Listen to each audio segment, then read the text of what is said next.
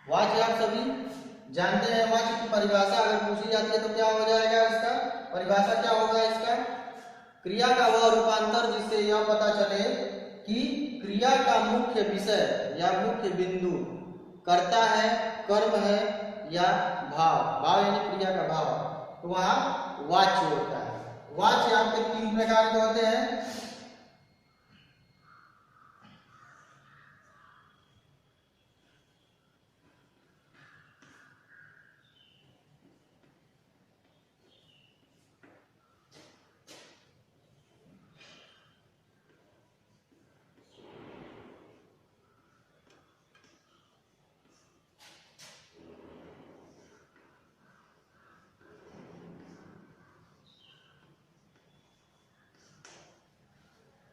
पहला आपका कर्तृवाच्य, दूसरा कर्मवाच्य, तीसरा भाववाच्य, जिसके द्वारा यह पता चले कि क्रिया का मुख्य विषय या मुख्य बिंदु कर्ता है। यानी जिस वाक्य से आप पढ़ने के पश्चात ये पता चले कि क्रिया का मुख्य बिंदु कर्ता है, वह कर्तृवाच्य होगा। जैसे इसका उदाहरण हुआ राम रोटी खाता है। इसका साधारण उदाहरण हुआ राम रोटी खाता है, यानी क्रिया का वह रूपांतर जिसे यह पता चले कि क्रिया के मुख्य विषय के अधीन क्या है, यहाँ पे कर्ता है। रोटी कौन खा रहा है?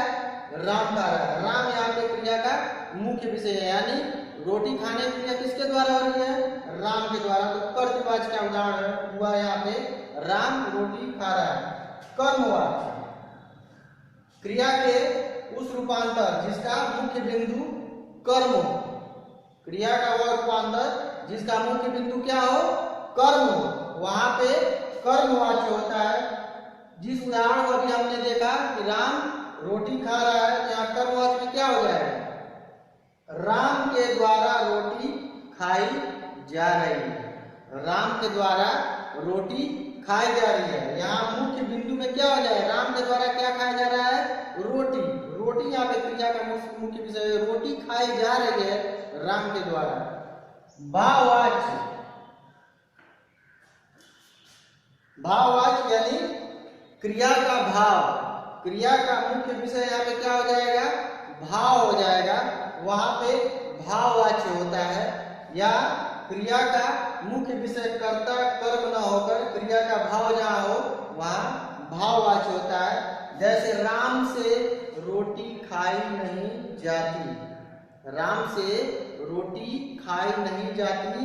राम रोटी खा सकने में क्या है? असमर्थ है या अशक्त है। तो राम के द्वारा राम रोटी खाता है, राम के द्वारा रोटी खाई जा रही है।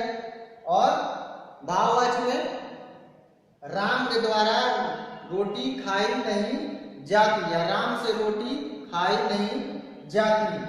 भाववाच्य का एक अन्य उदाहरण देखेंगे, राम से चला नहीं जाता। तो वाच्य आपका क्लियर हो गया।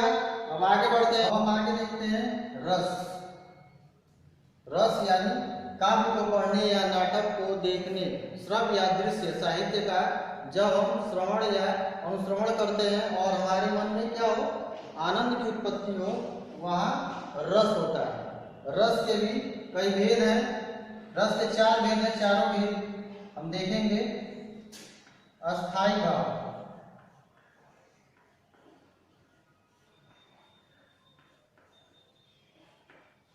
दूसरा अस्थाई भाव। अस्थाई भाव के बारे में हम जान लेंगे। अस्थाई भाव जो होते हैं हमारे मन के मनोवैज्ञानिक विकार या भाव होते हैं जो सुसुप्तावस्था में होते हैं और उपयुक्त परिस्थितियां आने पर ये क्या हो जाते हैं? स्वतः प्रकट हो जाते हैं। इस प्रकार के मनोभाव उस प्रकार की परिस्थिति में प्रकट होते हैं, जैसे रति, क्रोध, उत्साह, शोक, निर्वेद।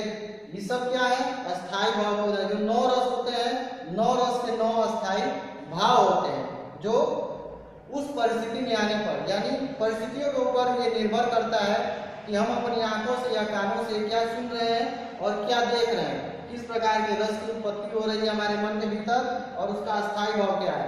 हर रस का अपना अपना अलग अलग अस्थाई भाव होता है। दूसरा आपका रस का भेद हो जाएगा विभाव। दूसरा आपका विभाव।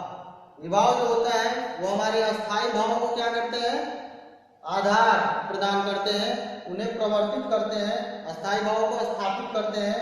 विभाव के दो भेद हैं, आलंबन और उद्दीपन।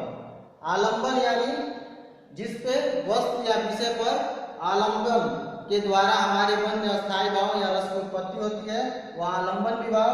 और उद्दीपन यानी विषय के साथ उसकी जो परिस्थितियां हैं, उसके आसपास का जो वातावरण है, जो आलंबन यानी विषय के साथ संबंध रखते हैं, उनको देखकर हमारे मन में जिस रस की उत्पत्ति होती है या भाव की उत्पत्ति होती है, वहां पे उद्दीपन विभाव होता है। आलंबन विभाव में दो भेद हैं, आश्रय और विषय।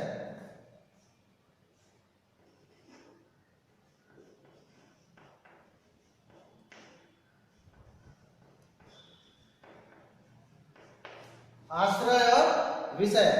आश्रय नाम से जो स्पष्ट है, आश्रय वो होता है जो विषय को देखने के पश्चात या वस्तु या विषय को देखने के पश्चात जिसके मन में, यानी अगर मैं नाटक या कविता पढ़ रहा हूँ या सुन रहा हूँ या देख रहा हूँ, तो मेरे मन में जिन भावों की उत्पत्ति होती है, जिस रस की निष्पत्ति होती है, तो मैं क्या हुआ, आश्रय हुआ।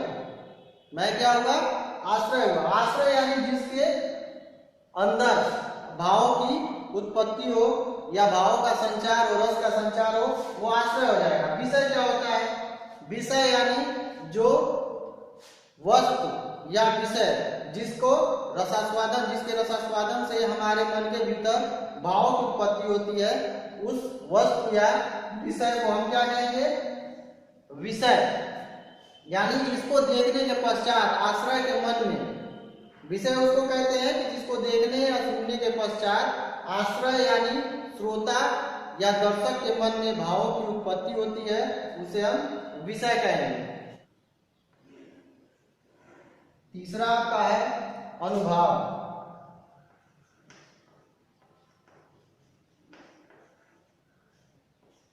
अनुभव किसे कहते हैं, ये आश्रय के मन में या आश्रय के शारीरिक विकारों को, आश्रय के शारीरिक, आश्रय यानी कौन, दर्शक या श्रोता, दर्शक या श्रोता के शारीरिक विकारों को प्रकट करते हैं अनुभव। अनुभव के भी प्रकार होंगे, अनुभव के भी 4 प्रकार हैं। अनुभव के 4 भेद हो जाएंगे, सात्विक, कायिक, मानसिक, आहार। सात्विक जो होंगे आपके, सात्विक के भी आपके भेद है। अस्तंभ यानी जिसमें शरीर का जड़ हो जाना, यानी श्रोता सुनते सुनते, पाठक देखते सुनते उसका शरीर क्या हो जाता है, शरीर का भाग शून्य पड़ जाना। अस्तंभ, स्वर भंग, आवाज का न निकलना, ये ऐसे अनुभव हैं जो साहित्य या फिर नाटक को देखते या सुनते समय आश्रय के मन में या शारीरिक रूप से प्रकट होते हैं। कभी कभी भाववश भाव विभद हो जाते हैं दर्शक या श्रोतागण, उसमें सात्विक के भी अलग अलग भेद हैं, वो भी आपको देखने होंगे। स्तंभ, स्वर भंग, प्रलाप, अश्रु, वैवर्ण्य, ये सब क्या है, सात्विक के अंतर्गत आएंगे। कायिक जो होता है, कायिक से यही स्पष्ट है, काया, काया यानी कायिक, शारीरिक चेष्टाएं, यानी कोई ऐसा दृश्य या कोई ऐसा अवसर जब हम कथा साहित्य या फिर कविता या फिर नाटक अगर हम देख रहे हैं, तो वहां पे हमारे कायिक यानी शारीरिक चेष्टाएं हो जाती है, जैसे हाथ उठाना, चोट करना, हाथ उठाना मारने के लिए, या फिर ऐसा कुछ होता है जैसे हम जोश में आ जाते हैं, हमारी शारीरिक चेष्टाएं बदल जाती हैं, बढ़ जाती हैं या शून्य हो जाती हैं, वहाँ कायिक अनुभव के अंतर्गत आएगा। मानसिक जो होता है वो आपका प्रमोद, आह्लाद, प्रसन्नता, खुशी, यानी जिसे देखने के पश्चात हमारे मस्तिष्क को सुख मिलता है, वहाँ मानसिक अनुभव हो जाते हैं। आहार्य, आहार्य जो होता है वो रंगमंच की साज सज्जा या फिर जो भी विषय यानी जिसको देखने के पश्चात हमारे मन में भाव की उत्पत्ति हो, उनका वेशभूषा उनका जो रूप साज सजावट है या मंच की साज सज्जा, इसको हम किस में रखेंगे? आहार्य अनुभाव में रखते हैं। चौथा रस का जो मुख्य भेद है वो है संचारी भाव।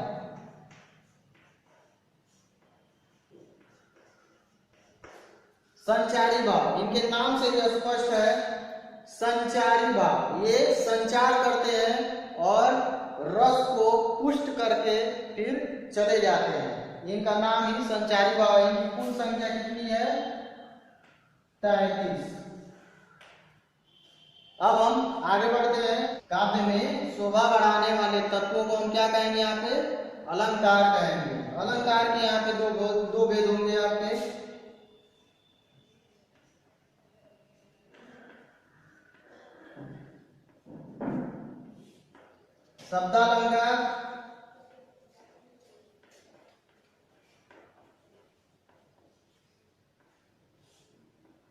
शब्दालंकार और अर्थालंकार। शब्दालंकार शब्दों के प्रयोग से जहां चमत्कार उत्पन्न हो जाए या विशिष्टता आ जाए वहां शब्दालंकार, और जहां अर्थ के प्रयोग के द्वारा यानी अर्थों के द्वारा जहां पे चमत्कार या विशिष्टता उत्पन्न हो जाए वहां अर्थालंकार। इसके भी भेद है, आप देख लेंगे। शब्दालंकार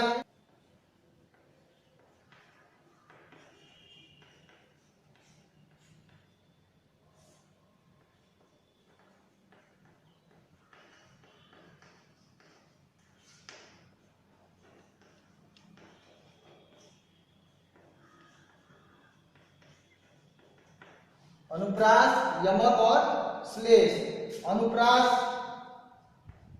ये शब्दालंकार यानी जहां काव्य में एक ही वर्ण की आवृत्ति कई बार हो वहां पर अनुप्रास अलंकार होता है। अनुप्रास अलंकार का क्या होगा? एक ही वर्ण की आवृत्ति बार बार हो वहां पर अनुप्रास अलंकार होता है। जैसे इसका एग्जाम्पल उदाहरण ले लेंगे। चारु चंद्र की चंचल किरणें खेल रही हैं जलतल में।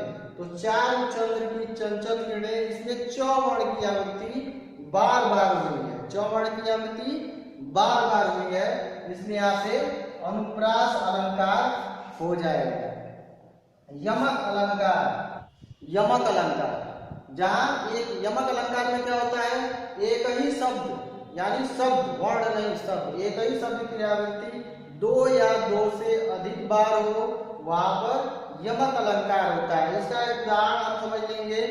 कनक कनकती सौगुनी माँ दत्ता अधिकाय या खाए बौराए जग वापाए बौराए। यहाँ पे एक कनक का अर्थ क्या है? सोना, और दूसरे कनक का कनक कनकती सौगुनी, कनक कनकते सौगुनी, दो कनक है। एक कनक का अर्थ यहाँ क्या हो जाएगा? स्वर्ण, सोना।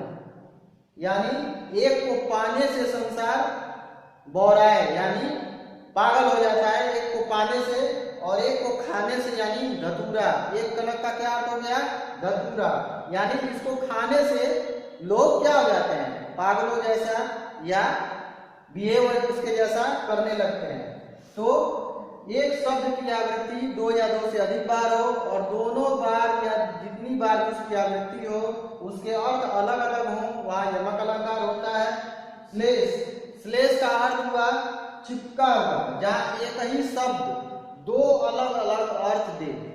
जहां एक ही शब्द दो अलग अलग अर्थ दे वहां पे श्लेष अलंकार हो जाता है। चरण दरद चिंता करत चितवत चौर सुबरन को ढूंढत फिरत कवि व्यभिचारी चोर। उसमें कवि व्यभिचारी चोर, और अर्थ क्या है यहाँ पे? सुबरन।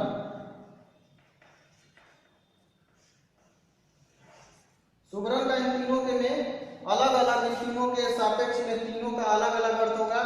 सुबरन यानी सुवर्ण, कवि के अर्थ में अगर लेते हैं तो सुवर्ण सुंदर अक्षर। कवि क्या ढूंढता है? सुंदर अक्षर। व्यभिचारी जो रसिक होते हैं, जिनका चरित्र पतन हो चुका होता है या जो चरित्र से हीन होते हैं, व्यभिचारी शुभ रंग यानी सुंदर रंग, यानी सुंदर रंग रूप की, मतलब लड़कियां या स्त्रियों के प्रति आसक्त होते हैं। चोर, चोर यानी शुभ रंग यानी सुवर्ण यानी सोना। चोर को क्या चाहिए? सोना। तो इससे क्या हमको मिल गया? चरण धरत चिंता करत चितवत चौमोर, सुवर्ण को ढूंढत फिरत कवि, व्यभिचारी चुरे। सुवर्ण को कौन कौन ढूंढ रहा है? कवि के लिए सुंदर वर्ण, व्यभिचारी या चरित्रहीन के लिए सुंदर रंग की महिलाएं या स्त्रियां, और चोर के लिए सुवर्ण यानी सोना। तो ये श्लेष अलंकार यहाँ पे समाप्त हुआ। अब आगे हम अर्थालंकार पे चर्चा करें। अर्थालंकार को देखेंगे। अर्थालंकार में भी कुछ अलंकार आपको मिलेंगे, जिसमें पहला है आपका उपमा। उपमा अलंकार अत्यंत सादृश्यता होने के कारण समानता की स्थिति में जब हम किसी एक वस्तु या पदार्थ की तुलना किसी दूसरे अन्य विशिष्ट या बहुत प्रसिद्ध वस्तु या पदार्थ से तुलना करते हैं, वहां पर उपमा अलंकार होता है। उपमा अलंकार के कुछ भाग होते हैं। इसमें कौन कौन होते हैं? ये अंग, उपमा अलंकार के जो अंग है उनके बारे में हम विचार करेंगे। उपमेय,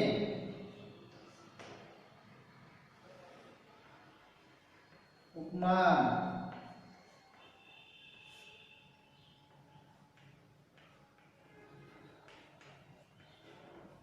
साधारण धर्म,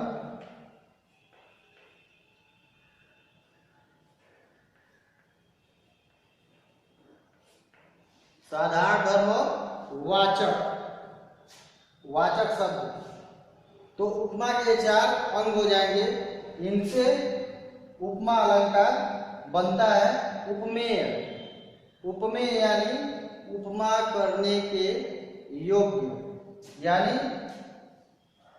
जिस वस्तु की उपमा हम दे रहे हैं उसको हम उपमेय कहते हैं। जिस वस्तु की उपमा हम देते हैं उसे हम क्या कहते हैं? उपमेय।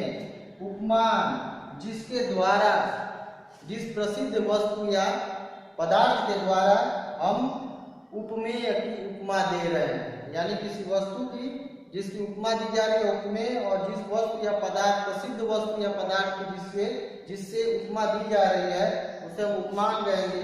साधारण धर्म, यानी किसी सामान्य वस्तु या पदार्थ और किसी विशिष्ट या प्रसिद्ध वस्तु या पदार्थ जो जिसके द्वारा, जिस गुण के द्वारा हम एक सामान्य वस्तु या पदार्थ की उपमा देते हैं, उस गुण धर्म को हम साधारण धर्म के अंतर्गत रखेंगे। वाचक, वाचक शब्द जो होता है सामान के जैसा, ये शब्द क्या होते हैं? वाचक धर्म कहलाते हैं। जैसे एक उदाहरण देखते हैं, मुख चंद्रमा के समान सुंदर है।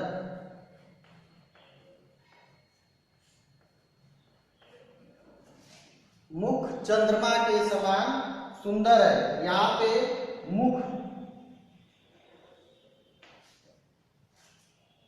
की उपमा हम दे रहे हैं इसके द्वारा, चंद्रमा के द्वारा। मुख की उपमा किसके द्वारा दे रहे हैं? चंद्रमा के द्वारा। मुख सबका सामान्य है, लेकिन चंद्रमा एक विशिष्ट पदार्थ है, प्रसिद्ध वस्तु या पदार्थ है, जिसके द्वारा हम मुख को उपमा दे रहे हैं। यहाँ मुख इसमें क्या हो जाएगा? उपमेय। मुख क्या हो जाएगा? उपमेय। चंद्रमा यहाँ पे क्या हो जाएगा? उपमान, जिसके द्वारा, यानी जिसके माध्यम से हम किसी वस्तु को उपमा दे रहे हैं, उस माध्यम को क्या कहेंगे? उपमान। के समान सुंदर है, साधारण धर्म के अंतर्गत मुख और चंद्रमा में किस बात की समानता दिखाई गई है? सुंदरता की।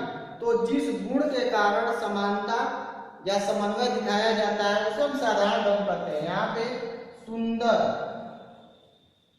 सुंदर जो होगा साधारण धर्म होगा, मुख उपमेय होगा, उपमान चंद्रमा होगा, और समान के समान, के समान यहाँ पे क्या हो जाएगा, वाचक शब्द हो जाएगा।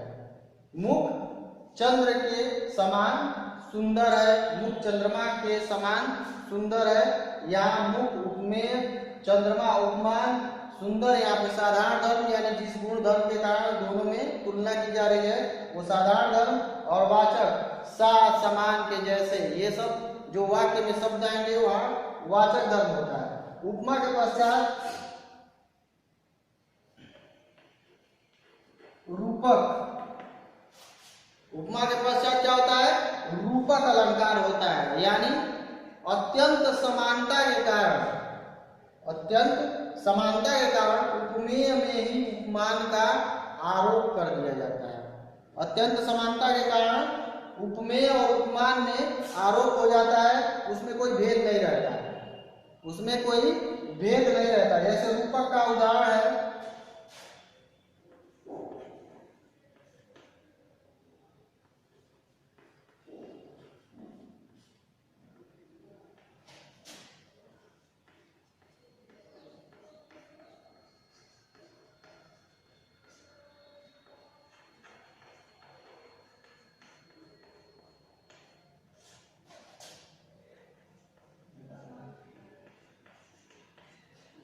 मैया मैं तो चंद्र खिलौना ले आओ, यहाँ चंद्र खिलौना, चंद्रमा के समान खिलौना नहीं, चंद्र खिलौना, यानी चंद्रमा रूपी खिलौना ही बच्चे को चाहिए खेलने के लिए, यानी उपमेय।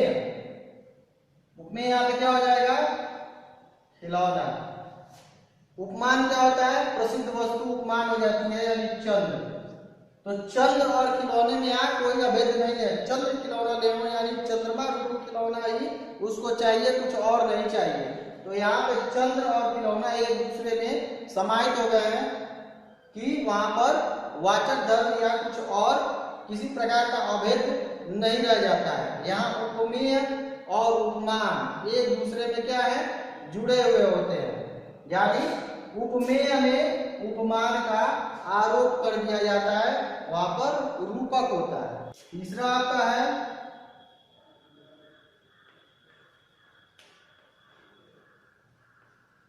उत्प्रेक्षा। उत्प्रेक्षा यानी जहां उपमेय में उपमान की संभावना या कल्पना की जाए वहां पर उत्प्रेक्षा अलंकार होता है। उपमेय जैसे मुख और चंद्रमा के ही उदाहरण को हम देख लेते हैं। उत्प्रेक्षा यानी उपमेय में उपमान की संभावना या कल्पना व्यक्त की जाए वहां उत्प्रेक्षा होता है। इसमें आपको वाक्य के अंतर्गत जनु जानो मनु मानो इस प्रकार के शब्द देखने को मिलते हैं, वहां उत्प्रेक्षा होता है। जैसे इसका उदाहरण आप देख लीजिए,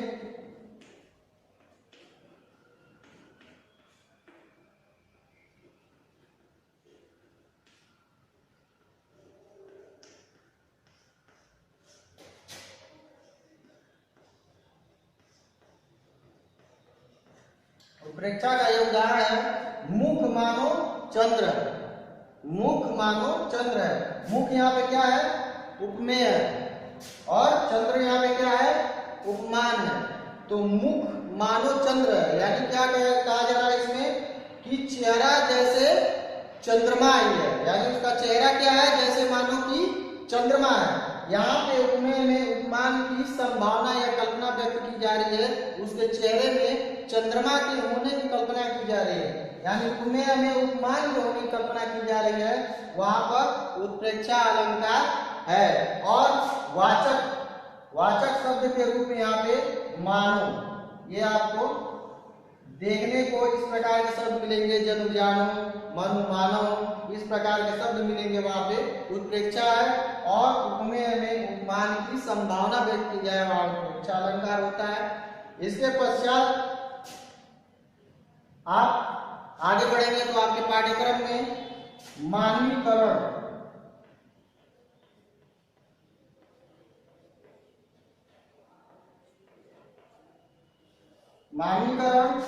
उसके पश्चात मानवीकरण के बाद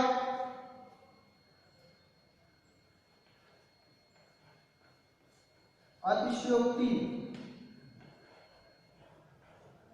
मैंने कुछ प्रमुख अर्थालंकारों के उदाहरण आपके नाम बताए हैं। मानवीकरण, जिनमें प्रकृति में मानवीय गुणों का आरोप कर दिया जाए, वहां मानवीकरण अलंकार। अतिशयोक्ति यानी जहां किसी कथन को लोक सीमा से बढ़ा चढ़ाकर कहा जाए, जहां किसी कथन को लोक सीमा से परे यानी बढ़ा चढ़ाकर कहा जाए, वह अतिशयोक्ति अलंकार होता है।